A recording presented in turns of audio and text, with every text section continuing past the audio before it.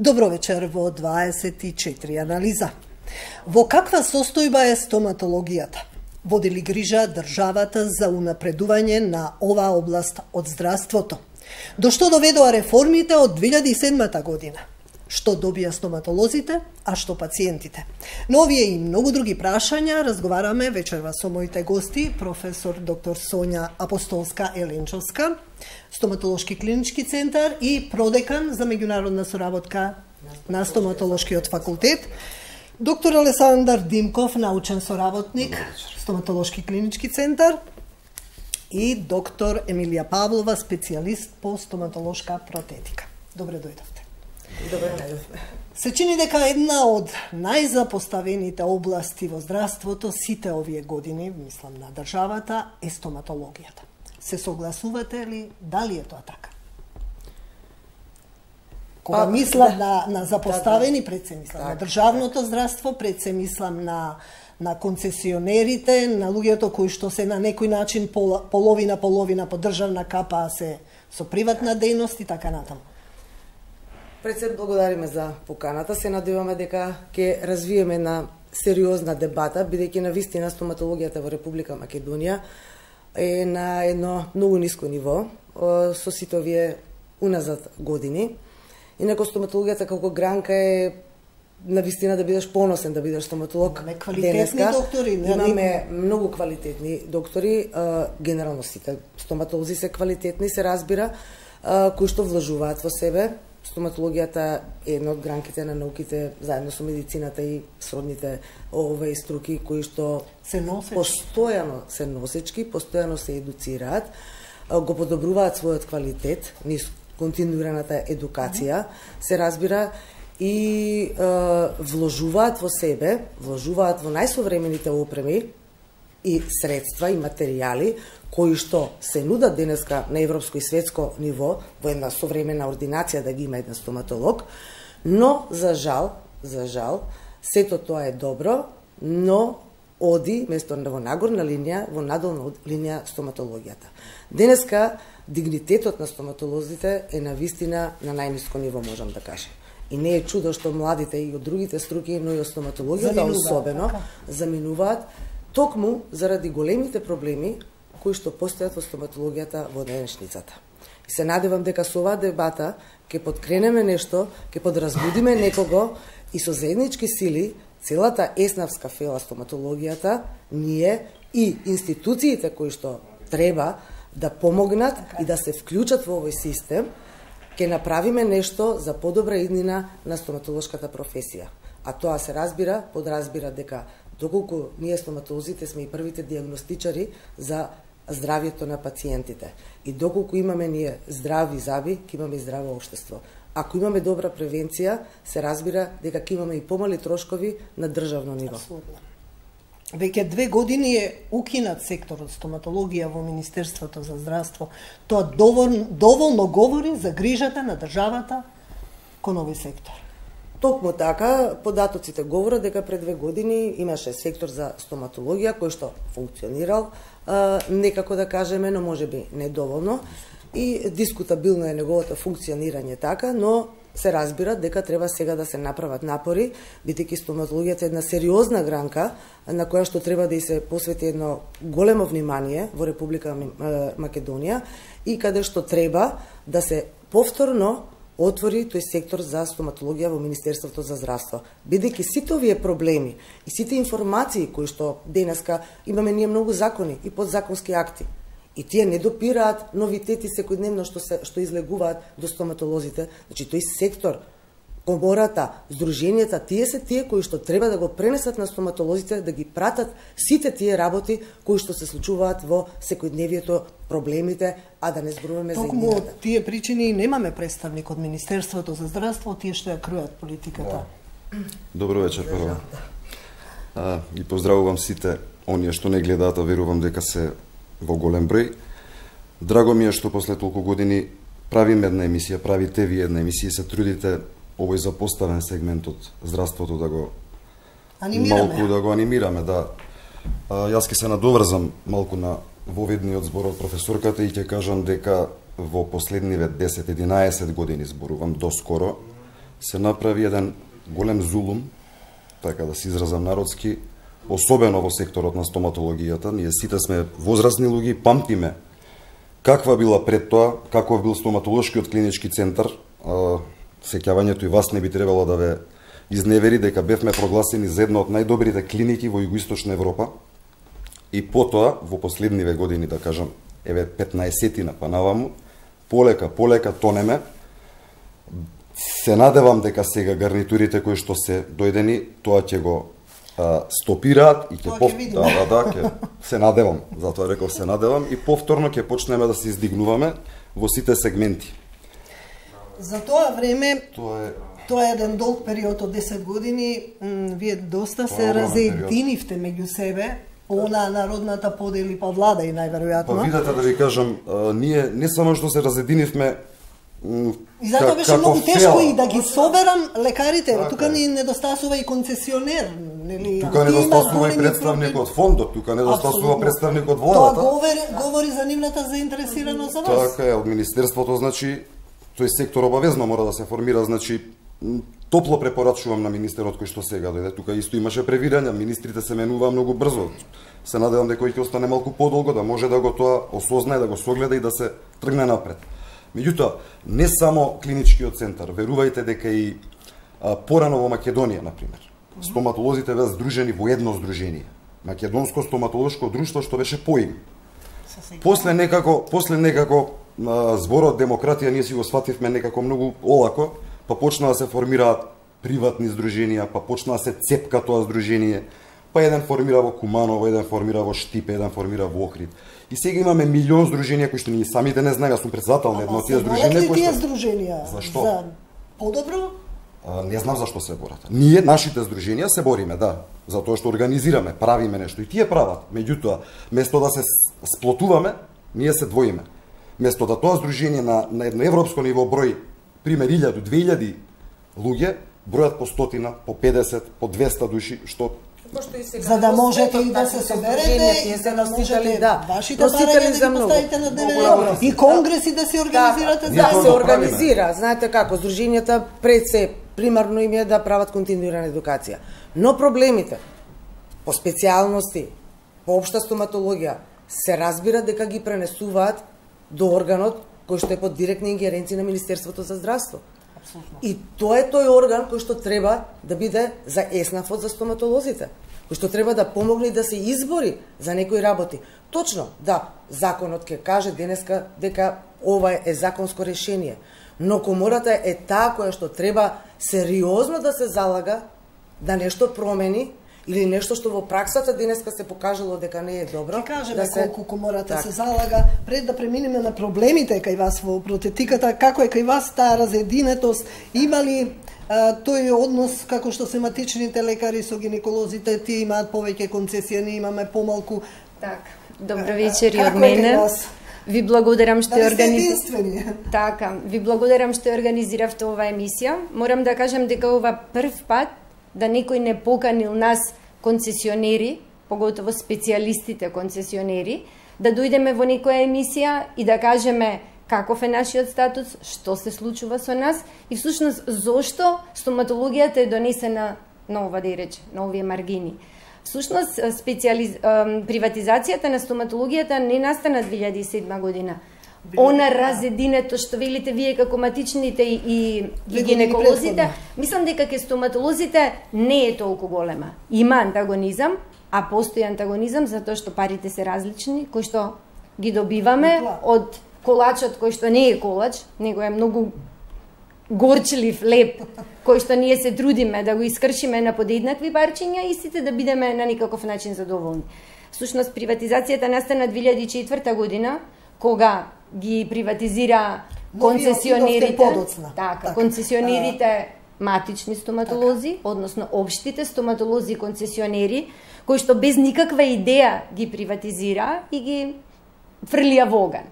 Но за волја на вистината има година дена грејс период со одредени средства што се вели на доместок како плата за тимот, за да може таа година дена да направат капитација, односно да си ги соберат оние пациенти што всушност се и нивни пациенти кои што им доаѓаа со години и да продолжат да работат.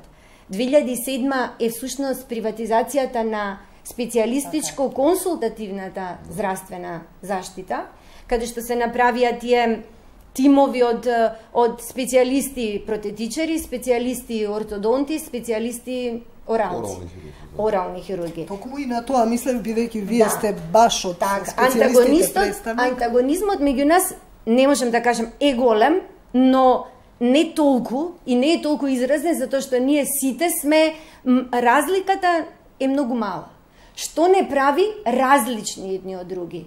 Не прави оној буџет кој што ни е поделен, кој што го имаме од фондот и кој што кога се правеше распределбата на средствата од буџетот, кога се оформуваше тој буџет, не се водеше сметка дека ние сите сме различни дејности. Да, ние се грижиме за оралното здравје, но сите ние изработуваме направи кои што се повеќе или помалку по цената различни од едни од други.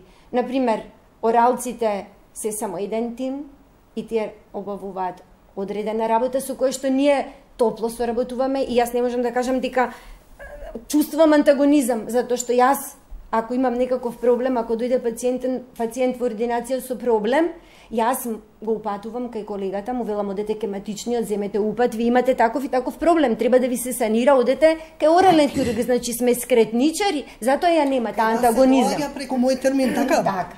Значи од сите специјалности, јас сакам да не соберете во емисија сите специјалности, не се караме меѓу себе, верувајте, многу се сакаме кога имаме заеднички проблем. Така, но проблемот кај протетичарите, не дека сум јас протетичар и дека имам некое посебно чувство или од тој колач, проблемот на протетичарите, верувајте, е најголем. Најдолг, и многу долг. И јас сум го работела, значи, ако она што се вика заеднички буџет, односно колач кој што го добиваме ние сите специјалности, е одреден за тим доктор-сестра, кај нас е неправедно, не знаејќи оние кои што ни го наметнаа тоа, дека нашиот трет субјект се вика забен техничар, кој што е сосема посебен субјект. Забните техничари се приватизирани 2006 година. Значи, уште ние бевме како државни доктори во здравствените домови. И тие имаа проблем, затоа што ги приватизираа без да имаат својот грб, што се вика доктор-специјалист, со кој што они соработуваат. И наеднаш, од оној колач кој што е на специјалисти поделен, место на два субјекта тим, како што велеа дека ние ќе работиме, ние наеднаш сме тројца. Па ако колачот е од 90.000, сега малку е неблагодарно да се зборува. Значи техничар, лекар, сестра и доктор, специјалист. Значи од тој колач кој изнесува 90.000, кој што сите останати тимови го имаат за себе, ортодонтите исто така имаат техника која што за волја на вистината е по цена помала од нашата техника, но и тие имаат. Колку одвојувате за техника? Колку се одвојува? Ние одвојуваме во просек 30% или негде околу 30 до 35.000. Така да ние тимот, доктор и сестра, не стартуваме со 90, 110 или како што сега гинеколозите како специјалисти се 179, ние стартуваме со 55.000. Од тие средства, земате материјали, така? Од тие 55.000 ние поделуваме плата за тимот доктор-сестра, купуваме материјали, пред се плаќаме кирија, затоа што ние доколку не ја платиме киријата, ќе не можеме да работиме во просторот кој што не е наш. Вие сте закупци во поликлиниките, во просториите на здравствен дом, претесно сме концесионери, и ние ако не платиме кирија, ние ќе не можеме да работиме во тој режиски трошкови кои што се... Како обстојувате? Многу тешко. Многу тешко.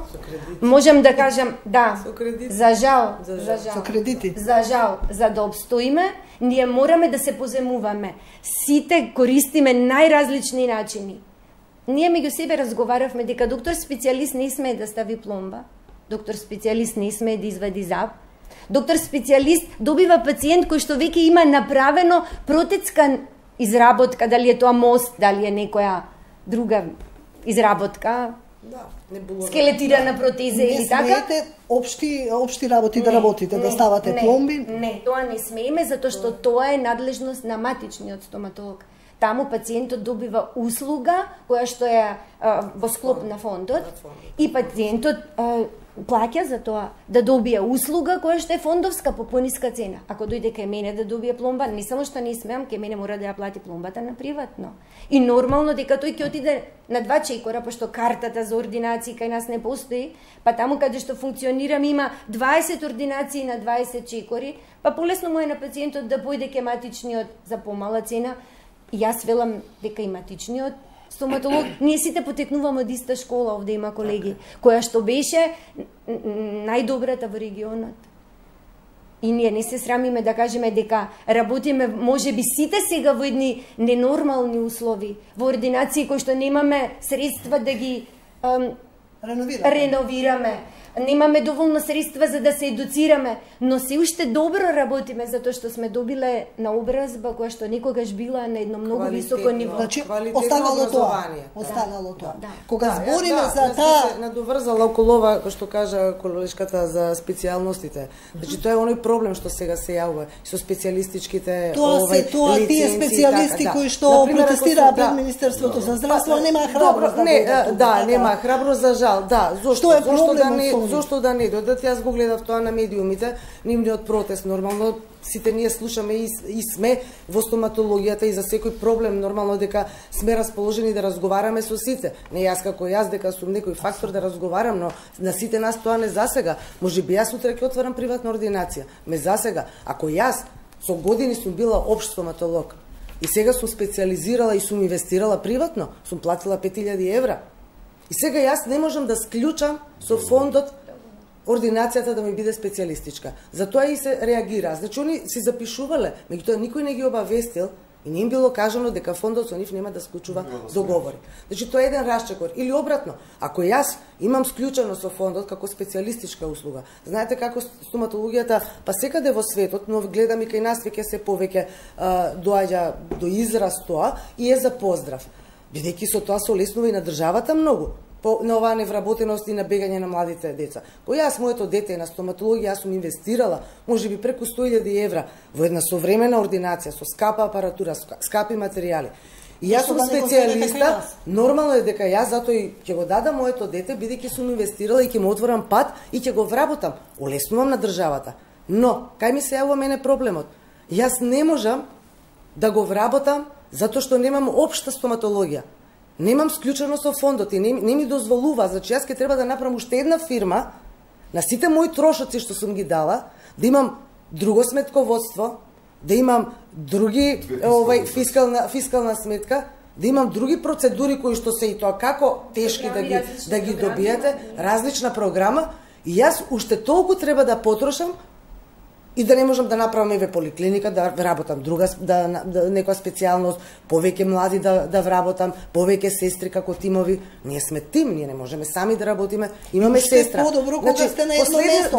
Последните 10 години цените воопшто не се променети. Воопшто. А материјалите се можеби за 100% покачени.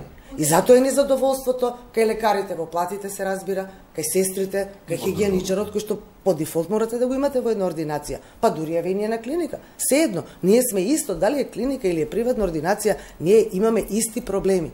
И кај нас немаме подмладок. Еве на клиничкиот центар. Стоматолозите. Клиничкиот, каква е состојбата во клиничкиот центар? Има ли нови вработувања?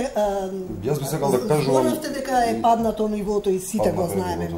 Мислам, тоа со години е така. Морам да кажам тука сега малку да направам еден исчекор и да кажам дека во последниве неколку месеци, поготово на клиниката за детски превентивна каде што сум и јас вработен, односно на катедрата со делот со работа на факултет, дека се менуваат некои работи, се набави новиот апарат конечно за... Ќе кажеме за апаратот. Не, добро. Тоа како посебен сегмент. Тоа ќе го кажеме, тоа е многу битно во ред. Значи, еве се реновира, се инвестира. Вработувања како вработувања. Па ние бевме, вака да ви кажам, ние бевме на времето 400 и нешто души. Сега сме, колку што мислам јас по списокот на синдикатот, околу 310, ако не се лажам, плюс минус. Значи, опаднате бројот, имаше пензионирања, имаше заминувања, бројот е доста опаднат, доволно сме, мислам не велам дека сме превработени или сме малку вработени, меѓутоа треба обновување. Што ќе се случи? Ние сме сега во моментот во клинички центар грубо земено две генерации. Едната генерација е крај на 50-ти, почеток на 60-ти години што е родена, и другата генерација сме ние, крај на 60-ти, почеток на 70-ти. После нас има 10 души, еве нека се 15, кои што се кои што се помлади, кои што би требало да го земат товарот. Не само ке мене у клинички центар, него и ке мене на факултет. Таму е состојбата уште подраматична, зашто немаме асистент, немаме подмладок, нема сега да запослиш човек, дете, да го направиш помлад асистент, или како сега се тие градуирани презентери така натаму, кои што ќе ги води тие работи, ќе после докторант, ќе напредува и ќе ме наследи мене, кога за неколку години, за 10 постарите. Што се разбира? Од општата политика во државата е тоа, мислам, не тука ние не можеме да се мешаме. Како ќе се каже така? Некако вашите клиники цело време се некако на маргините, сите овие години ставани политички секогаш припаѓале или на еден период ДПА го зима.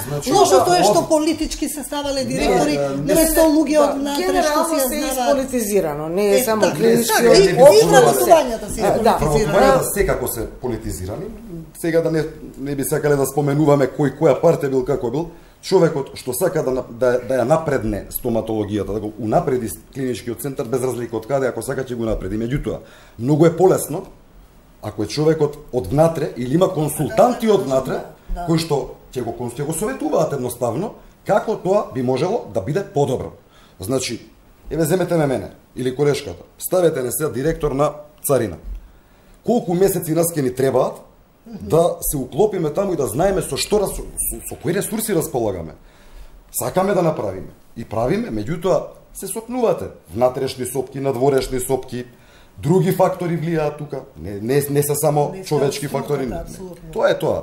Добро, јас тука би додала дека јас директорското место го гледам повеќе како менаџерско, значи од аспект на апсолутно менаџер треба да биде, но во контекст на тоа дека навистина ние од страна што гледаме мислиме дека како да не им било најважно клиничкиот стоматолошки. Видете сега, ние имавме допред 2 години, имавме, значи најголемата грешка во здравството што се направи, тоа беше паралелни директори.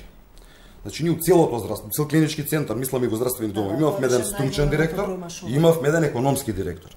Тие економски директори блага врска немаа со здравството. Значи, конкретно кај нас. Имавме човек кој што е донесен партиски и кој што го уназади клиничкиот центар децении.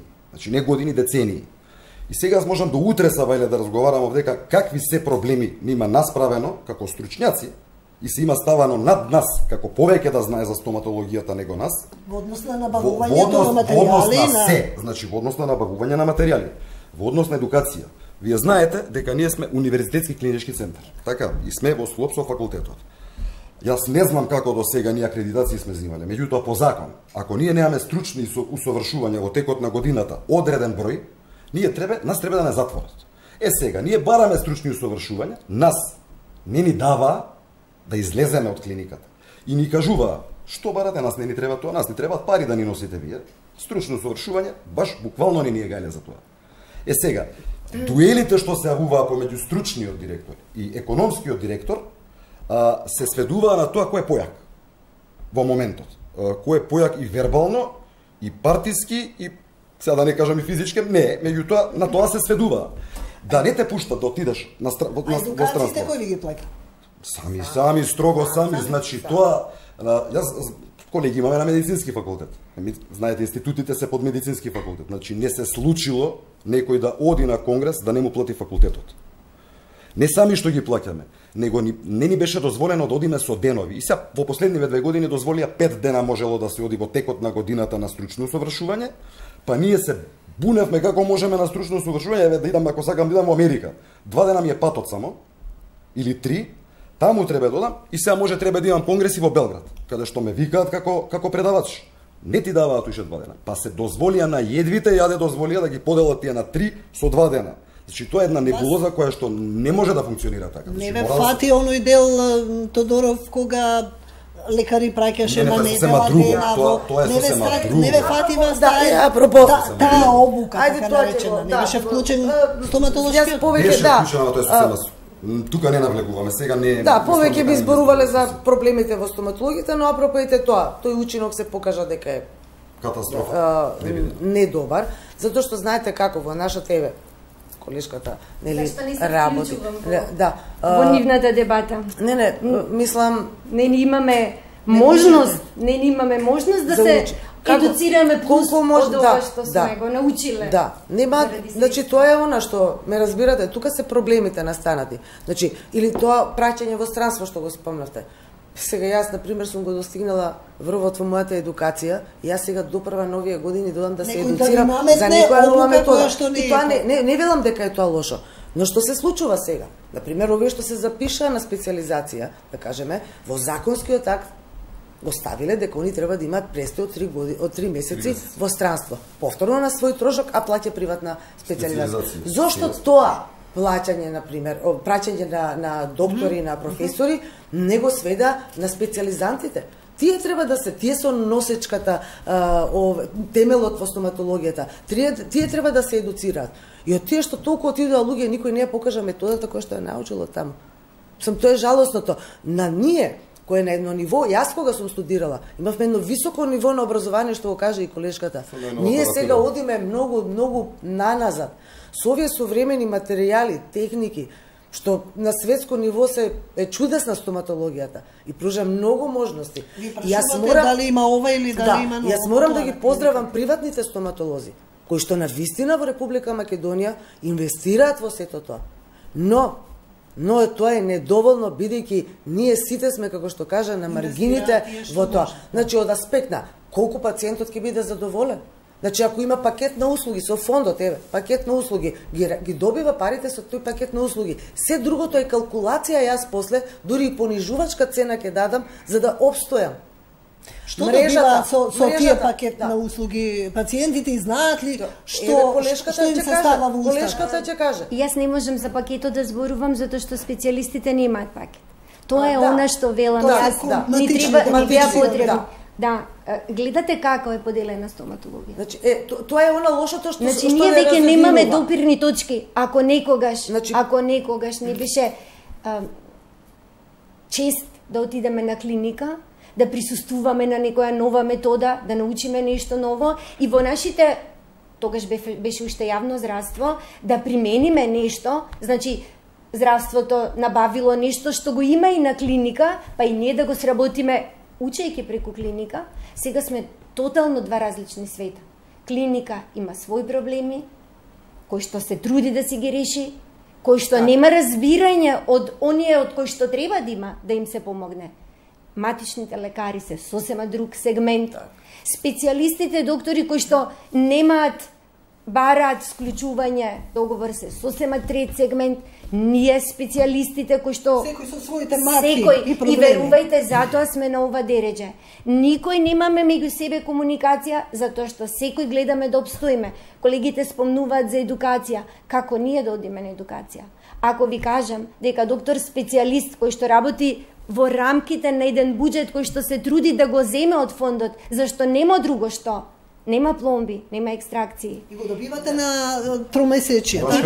Еве на пример, ние се трудиме да кажа, да. Значи ние се трудиме во месецот да ги собереме тие пациенти, за да ги земеме парите од фондот, за да обстанеме. Вие верувате дека доктор специјалист не смее да се разболе? Ние немаме ден изостанат од работа, затоа што ние немаме замена како матичните лекари или матичните стоматолози. Позади мојата протеза, која што е најмакотрпното нешто во изработката во стоматологијата, по тежина, затоа што има многу проби и затоа што се работи со популација која што е возрастна, која што нема трпение вие многу во устата да и работите.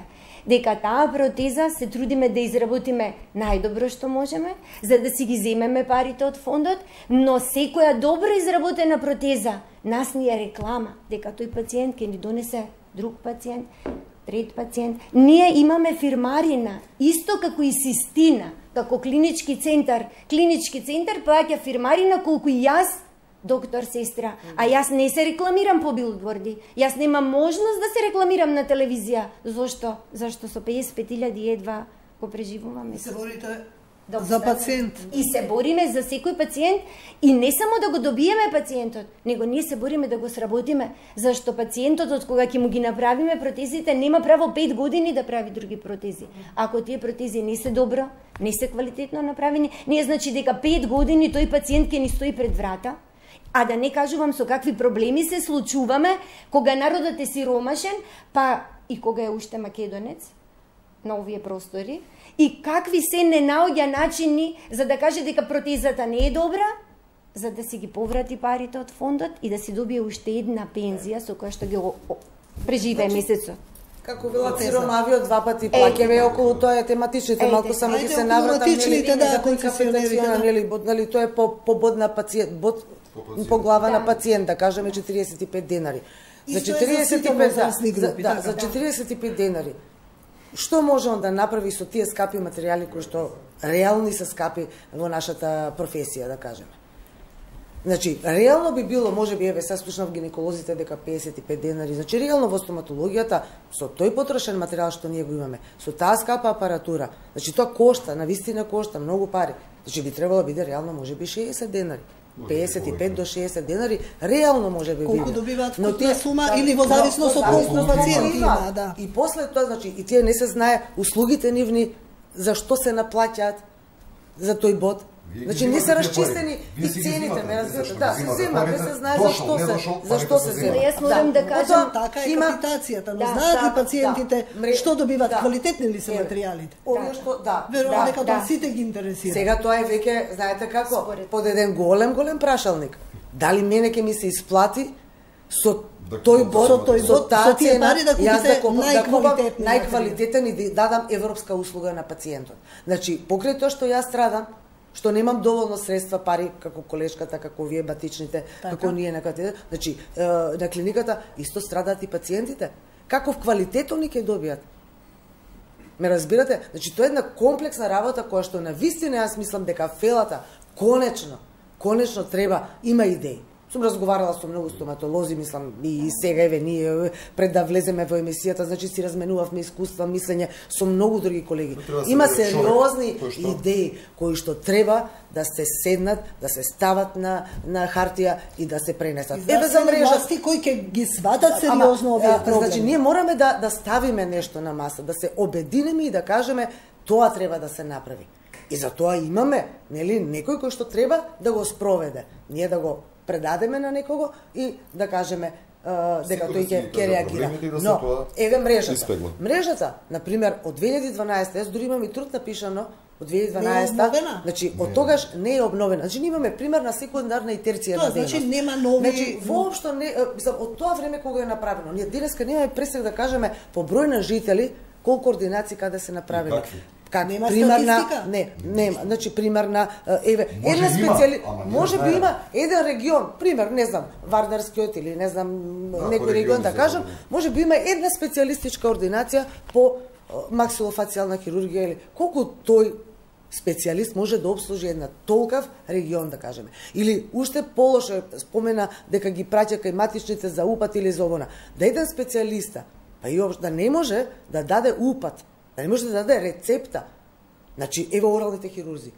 Има тешка екстракција, има или јас. Еве јас сум ендодонт, например. Јас не сум влезена воопшто во мрежата и пародонтологијата и детската стоматологија воопшто не се влезени во мрежата. Зошто јас да не можам да бидам некаде вклучена во таа мрежа, да не добиам бенефит, например, како специјалиста. Зошто? Тоа е една сериозна гранка во медицината, ова е во стоматологијата. Ме разбирате? И таа мрежа треба да се обнови. Треба сериозно да се обнови по место на живење. Детски стоматолози. Прво не ми е јасно, не ми било никогаш јасно од кога дојде капитализмот во државата да не се дозволи на одредени гранки стоматолошки да отворат приватна пракса по своето звање во кое што го вложиле целиот труд. Дали има детски приватни стоматолози? Како детски стоматолог јас, сегде во свет може, јас не можам, ако не сум на клиника, значи, или ако специјализирам, не можам да отворам приватна стоматолошка куративна ординација, дори не превентивна. Што се случи? Не сакам погрешно да бидам сватен од луѓето што најверојатно го гледаат ова, меѓутоа, имав лично, а и како фела, баа ги забелешки, доста забелешки за преименувањето на детските специјалисти во превентивни тимови. Јас не велам дека таа програма не е добра. Напротив, таа е одлична програма за да ние го намалиме кариес, ризикот кај децата. Меѓутоа, зошто мораше сите детски стоматолози, кои што беа преку 100 тогаш, специјалисти зборувам, да одеднаш се пренаменат само во превентивци. Зарем не можеа да им се остаат ординациите, значи зборувам столови, куратива, поправки, значи, покрај поправки пломбира, се, покрај превентивата. Значи да им се дадеше на луѓето плюс уште една работа, а тоа е да ја вршат и превентивата. Не сакаат. Не е точно, значи јас зборував со доста луѓе во тој период, кои што, значи тоа е сега заврши 10 годишната стратегија прва, сега почнува втората 10 годишна стратегија, значи 20 годишна ќе биде. Зборував со доста луѓе кои што во тој период се бунеа.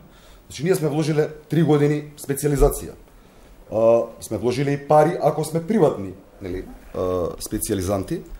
И потоа одеднаш покрај денеска конкретно бев на специјалистички испит. Значи колешките навистина ги спрашуваме многу и многу знаат и многу учат.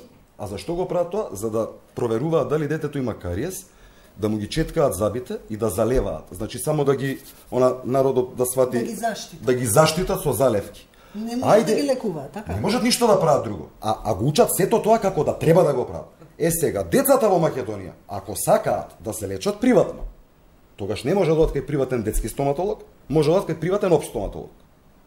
Затоа што пак од друга страна факултетот нуди излезност дека тие услуги што треба да ги пружиш на дете, треба да ги знаеш и со завршување на факултетот. И окей е тоа. Меѓутоа, сите што не сакаат да ги примаат тие деца, бидејќи се тие баш специфична група, како што се нејзините пациенти специфична група, нашата се уште по-специфична група, доаѓаат кај нас. И во цела Македонија, значи во држава од 1,5 милиони луѓе сега колку сме останати, имаме 18 доктора што ги обслужуваме, што обслужуваме цела држава. И не само што обслужуваме, него во таа стратегија до пред 5 години Министерството ги плаќаше тие залевки и залеваа со одлични материјали. Да кажеме Фуджи триаж кој што е на светско ниво одличен. Меѓутоа престана таа соработка, сега се снаоѓаат кој како може и сега гледаме ние дополнителни проблеми од тоа. Башка не знаеме, не знаеме во какви услови. Значи на огромен број од колеги им беа одземени столици, им беа одземени ординации, комплетни стерилизатори, значи тоа кошта пари. Ајде било државно, па и државно да е. Значи грешката јас не ја согледувам во тоа дека не требала таква стратегија, направите стратегија. Меѓутоа, немојте да го одземате нештото за да правите нешто друго. Значи ние патиме во држава во таква работа. Ние се трудиме гинеколозиве смртност на бебиња. Па се покажало, значи видете, во секоја второ школа имаше ординација. Вие сте оделе, ние сме оделе песталоци ваму таму. Значи ние имавме како клинички центар ординација во најголемото основно школа во Скопје, тоа е во Лисиче, Лазо Ангеловски, со преку 2000 деца.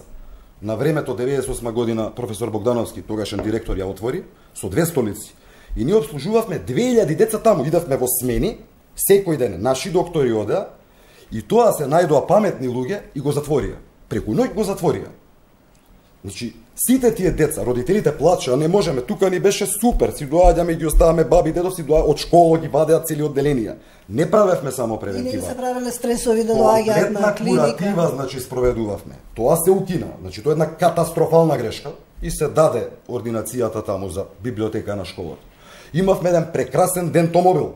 Да, тој го гледам стои така. Ние го дужевме, значи детска стоматологија го дужеше. Значи најголемите успеси што сме ги направиле беа бегалската криза косовска. Значи вие знаете Стенковец на што личеше, тоа беше цел град таму. Одевме со тоа, не само на деца, на возрастни, па имавме тимови од дентална, орална, одевме, згрижувавме. Сите села скопски ги згрижувавме и баш кај училиштата со деца со посебни потреби. Значи тие се деца кои што навистина име мачно да доаѓаат, односно на родителите име мачно да доаѓаат кај нас. Тоа се Златан Сремац и така натаму. Ние одевме таму. Тој не функционира со години. Значи тоа ви го кажувам, тој зулум што го направија во 10 години, во тој период и тоа не на почетокот. Во првите 2 години некако функционираше. Одеднаш после сето тоа као што било, сега ние доаѓаме и све ќе се менја. И сега го кажувате цело ова и И ништо се поставува прашањето каква е сликата за денталното здравје на децата. Не знам дали постои статистика, но вие гледате. Очајна. Ние неблагодарно е да зборувам јас за превентивните тимови, сте се тие наши колеги. Има успеси, меѓутоа има успеси, не видите. Сега како се одрази. Малку ќе го поделам ова прашање. Значи, онде каде што се спроведува таа превентива, да кажеме во урбани средини, Скопје, општините скопски, градовите поголеми, е релативно добра. Има колеги кои што се ревностни, кои што си ја сакаат таа работа и го работат тоа. Меѓутоа, руралните средини, кои што би требало да спаднат во тие поголеми општини, ние кај нас доаѓаат. Знаете, клинички центар сега стана социјална установа. Ние гледаме се сега. Таму е очајна. Дали тие деца не одат на тие систематски прегледи или пак превентивните тимови не одат кај тие деца во тие школи, во тие градинки, јас не знам што е, меѓутоа она ние што го гледаме во споредба, во споредба со она што се објавува и што на пример од урбани средини го гледаме е навистина диаметрално различна. И ние тоа го правиме, ние го гледаме, значи не можеме тука да се лажеме супер е состојбата, а ние го гледаме тоа секојдневно. По милиони пациенти ни доаѓа зашто само ние куративата работиме. И чат пат по некој општ стоматолог. До овој момент доаѓаме и до тој апарат, фамозен апарат кој што не работеше 2 години. Тоа беше страшно. За децата со посебни потреби и се собра една бројка. 420 деца. 420 деца со посебни потреби, кои што трпеа болки со години. Ние го отворивме. Да објасниме само дека на нив им се става цела анестезија за да може тотално за да може да се изврши интервенција. Сега да ви објаснам. Значи истиот период. Тоа беше страшно. Далечната 1998 година се отвори одделението за анестезија и реанимација кај нас. И тоа беше еден исчекор незамислив за овој дел од Европа. Значи нигде немаше. Ни Белград имаше, ни Загреб имаше, нигде немаше. Ние го отворивме тоа прв пат и почнавме да згрижуваме деца со посебни потреби и деца со екстремен страв. Не деца, зборувам за цела популација, зашто кај нас доаѓаат и луѓе со посебни потреби што имаат потреба од стоматолошки интервенции. Значи имаме и пациенти од по 40 на години. Друго прашање зашто па фондот не ги признава тие како посебна категорија, до 21 година ги признава, па не им дава после, да не зборуваме за тоа. И тоа се работеше, си запосливме анестезиолог, кој што беше една одлична колешка, и тоа го работевме до пред 8 години. И одеднаш апаратот престанува да функционира. Престанува да се набавуваат лекови за таму, зашто се посебни лекови, исто како за хирургија. И колешката седеше години и пол без ништо да прави. И бидејќи учела, вложила, децата доаѓа и децата само сестрата ги запишуваше и се напреден список од 400 кусур деца. Тоа се деца на кои што не можете другачи да им помогнете. Тоа се родители кои што претрпуваат страшни стресови со тие деца, бидејќи тоа дете не може да голтне таблета, не може многу работа, не знае да каже што е. Има деца кои што си ги удираат главите во зид од такви болки. Не се превзеде, ама буквално ништо. И тоа стоеше, колешката си замина, бидејќи рече моето образование за 7 соба, не сум го стекнала, си отиде на Карил, си работи како анестезиолог на хирургија на Карил во државна болница. Ние останавме без анестезиолог. Конечно, претходниот директор кој што дојде со промената на власт, фала Богу, се заложи да купи нов апарат. И ние сега во моментот го имаме најсовремениот апарат, дури во некој стадиум. Значи не можам да ви кажам, ама многу илјади евра. Колку и да чинел, навистина бил неопходен. Сега рачунете од кога тоа се направи, почнавме да работиме по 2 деца секој ден. Значи тоа се 5 дена по 2 деца, меѓутоа ние како стоматолози увидовме дека не можеме да го издржиме тоа темпо, немаме толкав тим. Нели? Па го скративме на 3 дена неделно по 2 пациента, меѓутоа што е сега проблемот? Анестезиологот си отиде, ние мораме да плаќаме анестезиолози од Карил, да доаѓа да вршат таа услуга кај нас, значи сме изгубиле нешто, зошто? Затоа што на некого пред 5 години му текнало, не ме интересира мене тоа. Не. Друг проблем што се јави. Ние имавме прекрасна ноќна служба. Значи, ние сме клинички центар. Тоа ви е исто како вие да отидете на клиника на педиатри и да немате дежурен доктор. И ние од пред 5 години немаме дежурство. Дежурството се пренасочува у Битпазар, у Чаир и не знам каде. Значи си дежураа наши колеги сабота, недела, сега стој, ноќе не. Колку пациенти се бунеа за тоа? Зашто сепак сакаат на клиника да доаѓат. Иако сме на вакво тежа. Сепак испоред стручноста на некој начин може би треба поголема интервенција. Ама носеше пари тоа, значи носеше пари. Еве советите, сегашното раководство бидејќи се сменија во меѓувреме еден директор, па друга директорка дојде, значи тоа повторно да се возобнови. Тоа ќе носи екстра приход за клиниката, нема да се жалиме дека немаме. Да се возобнови дентомобилот, да се возобноват ординации, значи се тоа работи кои што може да се направат за да тргне натаму и финансиски, не само стручно. Ме разбирате? Тоа е тоа што... Доктор Павлова, рековте работите во ординации кои што не сте во можност да ги реновирате, работите со машини кои што се од порано, тие машини се имаат потреба од сервисирање. Дали сте во можност со целата оваа сума да направите нешто, да ако се расипе некој дел, да сервисирате, да... Не сме во можност, но и не можам да кажам дека сакаме тоа да го правиме, затоа што просторите кај што работиме не се наши. Ние сме под кирија. И договорите што ги исклучуваме со фондот се на секоја година. Јас не знам дали до година ќе добијам договор. Не се случило сега некој од нас да не исклучи договор, меѓутоа би биле среќни ако договорите се исклучуваат на 10, на 8, па и на 5 години. Па тогаш ние ќе знаеме како да влеземе во инвестиција со она што го имаме. Здравствениот дом не инвестира ништо освен што му плаќате кирија. Не, здравствениот дом дури не инвестира ако пукне парно во просторијата кај што сме сместени. Сами го решаваме тоа.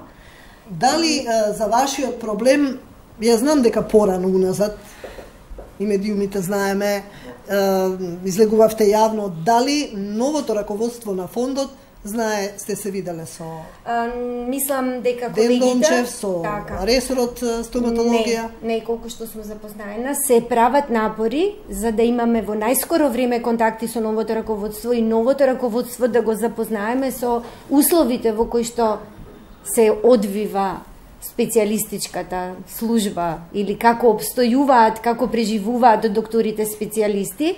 Се надевам дека ќе имаме разбирање, ќе бидеме примени, нема да бидеме чувани со борбени аута како пред министерство кога штрајкувавме на почетокот на приватизација. Сакам да кажам дека тогаш постоеше во министерство сектор за здравство, меѓутоа ни низ прозор не испрати со некакво бодрење представникот од кој што беше задолжен да се грижи меѓу другото за нас како негови колеги. Многу се бориме да го достигнеме своето место под небото, зашто сме вложиле многу во нас и се надеваме дека ако не ние, барем идните генерации ќе им го трасираме патот да се гордеат со тоа што се специјалисти доктори. А апропо колегата што кажа за децата, да, децата се оставени на маргините, децата се полни со кариес, стоматолозите во јавното здравство, освен огледалце, не прават ништо друго, значи систематски преглед. И можам да кажам дека доколку се вратат пациентите до 14 години кај нив да ставаат пломби, тоа би било многу убаво. Би биле среќни пациентите, доколку докторите сакаат да работат, тие веќе 10 години не работат конзерватива. Знаете што значи за еден стоматолог 10 години да не дојдете во допир со својата професија? И има уште нешто, ќе влезат во војна соматичните стоматолози. Колегата каже мора да оди детето ке приватен. Не се тие приватни, децата се капитирани кај матични стоматолози. Знаете колку се трудат тие матични стоматолози за тие деца? Да го седнете, да му направите зап, да потрошите 5 сати, а надвор ве чекаат можеби уште 10 пациенти, кои што едноставно ќе кажат не можеме овде повеќе да се не сакаат, затоа не ги ни примаат, затоа доаѓаат кај нас горе. И за која цена? И за многу проблеми. Многу е сложен, треба стрпливост, треба начин, како да го натерате да отвори уста. Децата, од родителите го пренесуваат на децата и тоа понатаму. Ситуацијата во здравството, во стоматологијата е многу комплексна, многу сложена. Велам, добро е што се уште многу добро комуницираме меѓу себе и се носиме со проблемите и сакам да кажам дека стварно зависиме едни од други и заради тоа се држиме едни со други и се надевам тоа така ќе продолжи зашто за добробит и на нас како стоматолози и на нашите пациенти за кои што ние постоиме. Добре, јас се надевам дека после ова и од фондот ќе пројават интерес. Па ќе се одмете и сектор, можеби сектор ќе се отвори. Тоа се целите нели кои што видовме дел од проблемите со кои се соочува и стоматолошкиот клинички, не можеш да се доискажем уште колку многу проблеми има. Каде е тука стоматолошката комора? Дали та ги застапуваше во сите изминати години вашите барања, вашите проблеми ве представуваше пред надлежните институции? Каков е тој сооднос? Ајде, јас сите можеме да дискутираме, бидејќи сите сме учествувале во сето тоа околу комората, да. Заштита. Знаете како, да, треба да биде комората заштита. Наша заштита, односно сервис на стоматолозите пред се. Не да биде нешто над нас или некој страф ние од комората да имаме дека јас сутре нема да ја продолжам лиценцата или дека ќе дојдат да ме казнат во мојата ординација, ми разбирате. Значи, тука да стана некои посериозни изместувања од нормалата според мене. Значи, комората е таа која што мора да ги обслужува стоматолозите. И затоа ние сме таму обврзни законски да членуваме. Не дека ние сакаме да членуваме таму. Обврзана сум со законот. Ако јас континуирано се едуцирам, да кажеме, во 7 години и соберам толку и толку бодови, зошто јас треба да се релиценцирам кога 7 години сум се едуцирала и плаќам пари за тоа? Секој месец. Три пати во година. Да, меѓутоа кај нас е малку поразлично, кај нас малку повеќе инвестираме во таа едукација, односно стоматолозите со овие бедни плати, со овие бедни работи што ги имаме како фела, проблеми, но и финансиски, пред се финансиите. Сите ние работиме за плата. И приватниот кој што инвестирал многу. Обраќавте ли во комората сите овие? Да, обраќано колеги повеќето и колегите и се тоа, меѓутоа не се наидело на многу разбирање, односно на непреголем ангажман. Ме разбирате? Значи сите овие што реков, еве, релиценцирањето.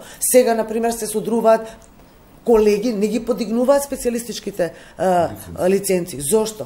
Затоа што нема да може, а има склучено со фондот за општа стоматологија. Значи, ќе ги изгуби како матичен стоматолог пациентите од кои што живее, го зима тој бод кој што е минимален. Ме разбирате? Мрежата треба да се прошири по специјалност, по население. Значи, треба сериозни промени да се направат.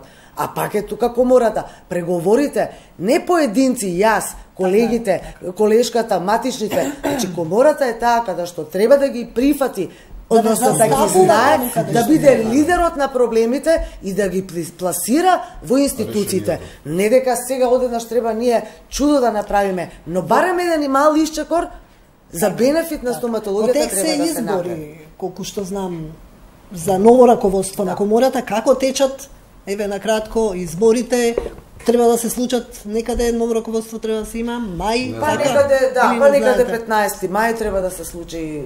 Дали изборот на регуларно, какви ви се информациите?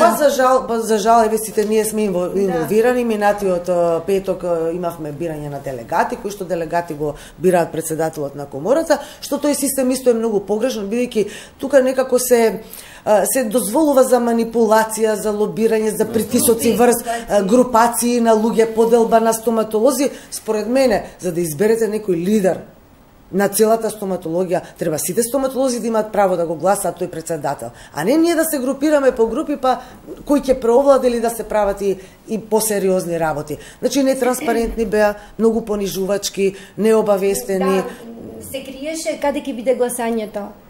Навремено необавестување. Ни кажува, па има на сајтот на комората. Не баре, ние цел ден сидиме и значи работи во ординација, јас сега цел ден треба, зошто една порака да не се прати. Како знаеш за континуирана едукација. Да. А на одредени луѓе кои што се многу повеќе споени со комора, не им се праќаат пораки. Се исполитизира многу некако, не мислам дека е многу невкусно и знаете што, овие проблеми кои што се големи, сите ние стоматолози ги зборуваме, разочарувачки за мене. И погубно е кога разговарам со колеги, таму излегле толку да гласат, толку, значи една апатија кај колегите, едно веќе откажување од таа комора, дека ништо до сега посебно за сите овие проблеми не е направено, зошто додам да гласам? Зошто да го дадам својот глас? За да биде истото?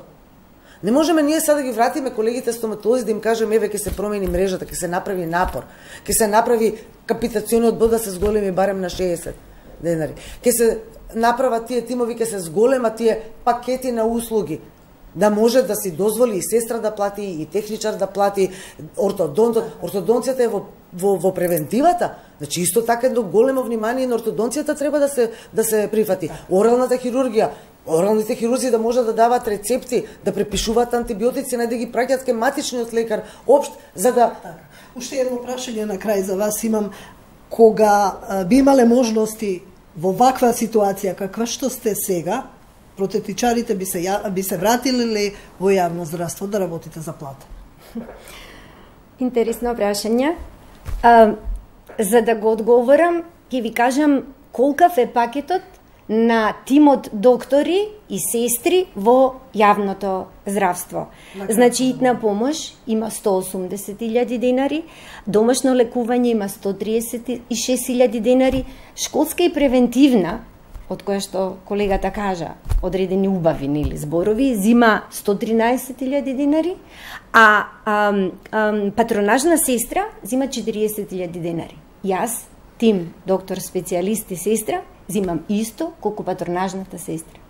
Па сега, јас не кажувам ништо, нека присудат оние што не гледаат и што не слушаат и моите колеги. Дали вреди да се инвестира, да се работи, да се школува, да се едуцира и да кажем уште едно нешто. Многу од докторите специјалисти, оралци, протетичари и ортодонти имаат приватни специализации. Во времето кога ние специализиравме беа од 7 до 10.000 евра. Огромна сума на пари, па после ги намалија сумите, но тоа е еден голем издаток за да бидете специјалист, а да не можете, а сте работеле општа стоматологија, ако станете специјалист да не можеме општата стоматологија, што ја заборавме. Јас ви благодарам многу што бевте гости во 24 анализа, што имавте доблес да ги изнесете проблемите. Се надевам понатаму и вашите колеги ќе се охрабрат, ќе има интереси од фондот и од министерството, ете да го отворат тој сектор. Тука се одјавуваме, ван почитувани, ви благодарам на вниманието, останете и понатаму да ги следите програмите на 24 телевизија. Пријатно.